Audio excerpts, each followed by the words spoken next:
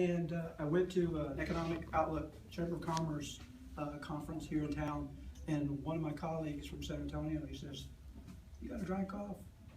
You know, you get the sniffles, or you getting sick?" I said, "Nah, I'm okay. It's the allergies. You know, our College Station, you get used to it, right?" I didn't think anything of it. And about 3 days later, I developed a fever, and I said, "You know what? Better go see my doctor." And I went to my doctor, and he says, "You know what? It's polyviral. Nothing you can do. Just drink plenty of fluids. You'll be fine. If it doesn't fix in 3 weeks, come see me." So I waited 3 weeks, and I still had that cough. And I went to see him again and said, "Hey, maybe we ought to try some antibiotics." So he gave me some antibiotics. "See you in 3 weeks." So I went along 3 weeks. Remember, it started in January, so we're now into February, and the antibiotics didn't do anything for me. So I went to see him again a third time. So, "Hey, antibiotics aren't doing any good. I got this cough. I've got a little discomfort in my breathing, but I need something to sleep." So he gave me a little codeine, cough suppressant. Said, "Just give it some time. I'll see you in May. You'll be all right." He's been my doctor for 25 years. He knows my history. But then in March, about this time, actually this week, March, I developed pain in my side. Still coughing. As you can tell, my voice gets hoarse. When I get tired, at the end of the day, my voice gets hoarse. And my youngest daughter thought that I had Tourette's because I would talk to you and I'd say, "Hey, how you doing?" And my voice would just take off. And I was, I just can't breathe. So I had this pain. But as a guy, as an athlete, I'm tough, I'm rough, I'm not going to complain. I didn't tell my wife. I would get up in the middle of the night and I'd walk around the living room. And I was just like, "Oh God, so please Lord, please make this go away." I don't know what it is, And 2 days of that, and I couldn't handle it anymore. So I woke her up one morning, and but that same week, I had gone to my doctor a 4th time. I said, "Hey, look at me. I am sick. Can't you tell? I've lost 50 pounds in a month and a half. I have refused to eat. I'm not eating. I can't even look at food, and I'm getting tired. I can't even walk up the steps anymore at work. I'm tired, but I'm sick." And Courtney's aunt is a retired registered nurse, and I showed her my lab reports, and she looked at me in my eyes, and she says, "You know what? Your eyes have a little yellow tint, or something's going on with your liver.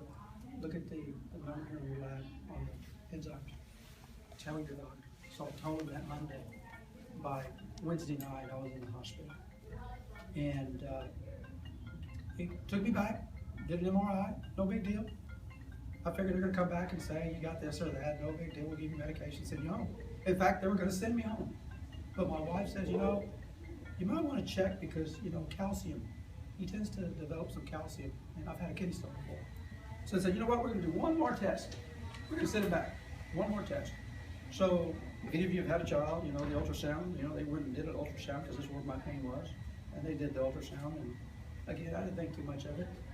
And I went back in and I knew something was up because within about 30 minutes, 2 doctors and a nurse walked into the room and they pulled a chair up next to me. I've been around medicine for 25 years. I could tell the look. The look of news was not going to be good, but I didn't know what it was. And they said, "Mr. Bosquez, I hate to tell you this, but you have liver cancer." And my first response was, and it was automatic, I didn't even take a second to think. I turned around and I looked at my wife and I said, "We've been together for a long time. We've been married 29 years last week. But before that, we were dating for 10 years as high school, middle school students." And I said, "I love you with all my heart. But this is something God has chosen for me. And we're not going to look for blame." So I turned around, looked at the doc, and I said, "Doc, where do we go from here?" And he goes, "Well, we're going to release you, but you're not going home. You're going straight to oncology." So I went straight to Scott and White Oncologist. They're waiting for you.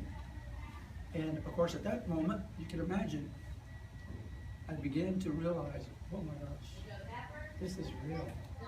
You always think about it. You know people, family members, and they different kinds of sicknesses, but this was real. And I started thinking, the first thing that flashed in my mind was Courtney. Courtney was living in Austin, working for HK, Public Relations firm. My youngest was in high school, she was a senior. She's got a couple more months, and then she's done, going to A&M, going to join the Corps, going to be an Aggie band. Life was perfect. And then all of a sudden, just flipped. I realized I was no longer in control Because up to then, I was holding control of everything, correct? Mm-hmm. Everything. It didn't matter. Chop, chop, I'm in control. Let's go, move, move, move. And no longer was I in control. And all of a sudden I could see the horror in my wife's face. Because she has had a tough time. She lost her dad. She lost her mom when she was 18. Lost her dad about 10 years ago, unexpectedly. And she lost her brother a year and a half before, recently, from cancer. So all the men in her life were going away. Okay? And so when we got to oncology, it's gotten right. The doctor came in. I called my sister. She's a nurse. Been a nurse for like 35 years or so. I said, Beck, I want you in the room because it's my head's spinning now. I'm hearing all kinds of stuff and I just don't know how bad it is. And she came in. The doctor came in and he says, Mr. Bosquez, you know why you're sick? What kind of question is that?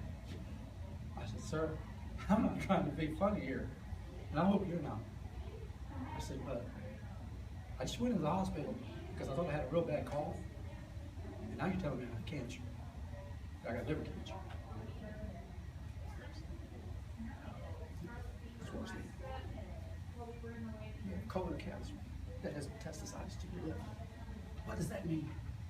That means that it's gone through the wall of the colon. It's gotten into my blood system. It's going downstream. And it's going to grab whatever it can. What did it do? It grabbed my liver. Okay? And he goes, I didn't want to tell you just yet. But your stage is advanced. What does that mean? That means that for me, it's not a matter of when I'm going to die. But I'm going to die. Sooner or later. But let me tell you, it's been a year. And I have a pretty good story to tell you. But he says, let's get back to the question. Do you know why you're sick? I said, I have cancer. No. On top of colon cancer metastasized to the liver, you also have hypercalcemia. And I thought, okay, hyper means too much. Calcemia, calcium, where? He goes, from your bone marrow, it's leaking into your blood system.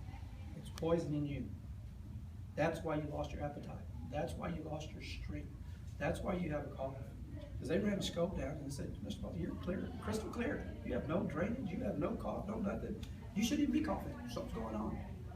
And he says, hypercalcemia. This is how touchy it gets. My oncology nurse, hadn't seen her in a while. Her brother was my best man. She just started crying. She's bald. I said, wait a minute, these health professionals ought to be stronger than that, right? They deal with this all the time. I said, sweetie, why are you crying? He said, I don't think you have maybe 4 or 5 weeks. Well, wait a minute, 4 or 5 weeks of what? Hypercalcemia cannot be reversed. It's not the cancer that's going to kill you. Hypercalcemia is going to kill you because you're not eating, you're losing energy, you've lost weight too fast. I've lost 4 sizes. You're a big guy, okay? And I've lost all my muscle mass, okay? I was so weak that I couldn't pick up 30 pounds, but thanks to Courtney, she nursed me back. I couldn't walk half a block without thinking I was gonna pass out, right? And they said, we're gonna infuse you with a hormone immediately. It's gonna take all 10 hours. Pray, cross your fingers, and hope that your body will take the treatment. And within 3 or 4 days, we'll know. And if it does, your cough will go away, we'll start eating again, and we'll be able to start chemo treatment. I've been on chemo for every 2 weeks for the past year. Now, how have I done? We've all heard stories. Chemo will wipe you out. I used to get my treatment on a Wednesday, get a pump hooked up, that report, and just plug in instead of intravenous all the time. They just plug in. I'd get the device, and I'd leave and go to the movies, and I'd go full time to work the next day. And I did that pretty much for the whole year. Now I just take pills, but I'm on a different regimen that really wipes me out. So my strength is not 100%. I'm considered permanently disabled, but I tell the girls, look at me, I'm not disabled. Let me do things, please. Let me do it my way. When I had to cut my hair, it took a whole year before my hair started to thin. And then I said, you know what? Let's go do it. At least I get to choose how to do it. And so we did. And actually, I wish I'd done it sooner, because I really like it.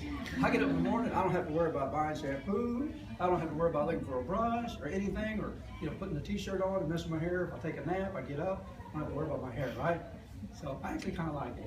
But I'm getting used to it, because when it's cold, honey, it's cold. Chemo patients, when the water is just kind of cool to you or lukewarm, it's freezing to me. This room is cold to me. It's like an ice box. So I started wearing undershirts and coats, and I always just wrap up, right? And at home, we go back and forth. It's too hot in the house. It's freezing in the house. We'll put on more clothes. Okay, I'll put on more clothes. It was just me and my wife, but I've got the girls too. So, but let me tell you what. What I have learned about this is a lot of things that we worry about day in and day out are very petty. Okay, we worry and we stress about things that we can't control, and if we could, who knows, we'd make things worse or better, right?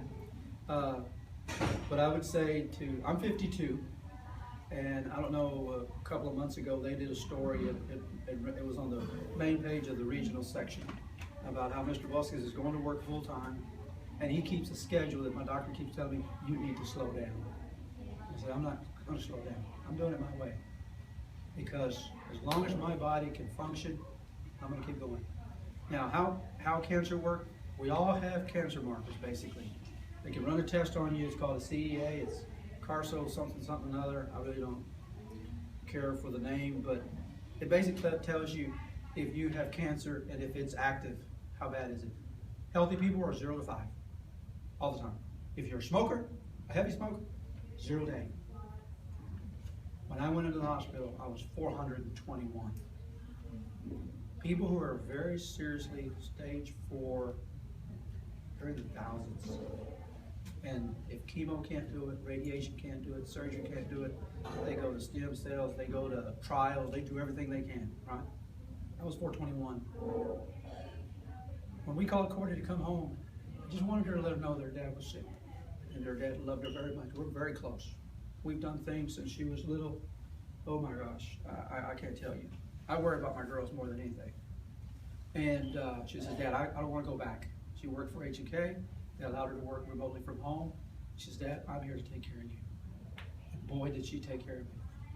She gave me one of these little dumbbell weights, She says, now walk down the street, come back. And I came back and I was mad. And I said, you said that this was only 3 pounds. This has got to be 20 pounds. I couldn't even pick it up like this. And she says, Dad, look at the end of it. Oh my gosh, it was just 3 pounds. And she made sure I would eat. I don't care for vegetables. I don't care for kale or smoothies or juices or what is it? The weed, or whatever they call it. Wheatgrass shots. Wheatgrass shots. But let me tell you, I'm hooked now, because I went from 421. My nurse, right, who really loves me a lot, she says, you need to do this. I'm going to tell you, this is how the body works. And she says, let me give you one message, if anything. People who come into oncology who don't make it, either they're very seriously ill or they gave up. And she says, the body is something tremendous. It can heal itself if you give it a chance. Work with it. So based on kale and vegetables, I don't eat big steaks anymore. Sovlax is off my list. I can't even eat a piece of, I eat chicken, ham, turkey burgers, lots of vegetables. Salada is my favorite place. I didn't know you could make that many kinds of salads, but I love it. And my 421, after just being diagnosed with colon cancer metastasized to the liver, with hypercalcemia, only given 4 to 5 weeks to live, I'm standing before you today with a 7 on my CEA. Okay, yes. And my doctor told me, when I told him, I said, well, you know what, you're a very good doctor. I've been around a lot of doctors, and I trust you. And I'm trying to be a good patient. He goes, no, Tommy. Give him thanks. Because let me tell you, what you've been through has been tremendous. And he goes, and I wish more patients would do the same. because you have to change your lifestyle. My message to you is think about it. Because colon cancer can hit at any time. I did a second opinion. I even asked, should I go to MD Anderson? And I was told no. Protocol is the same. You can do it here. You don't have to travel. You don't have to be away from your family. You're not a cancer, a surgery patient. Because cancers like this, it can be a tumor, it could be removed surgically, and then they go in with radiation to kill the rest of the cells, and then they'll declare you cancer-free. Take a bucket of paint and just throw it on the wall. That's my scenario. That's why they say stage 4 advanced. And a stage 4 advanced patient is usually at home. They're taking it easy. They go on their long vacations they ever wanted to, and they just count the days.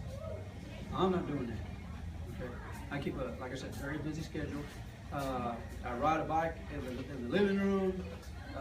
Courtney slaps my hand every time, you know, I bring home something that looks like it came from Whataburger. And they're constantly drink water, flush your body, flush your body, flush your body. And then when they come home and they tell me they've been to the juice place, my head just drops. I go, here we go, another green weed shot, and here, I don't know what's in that smoothie.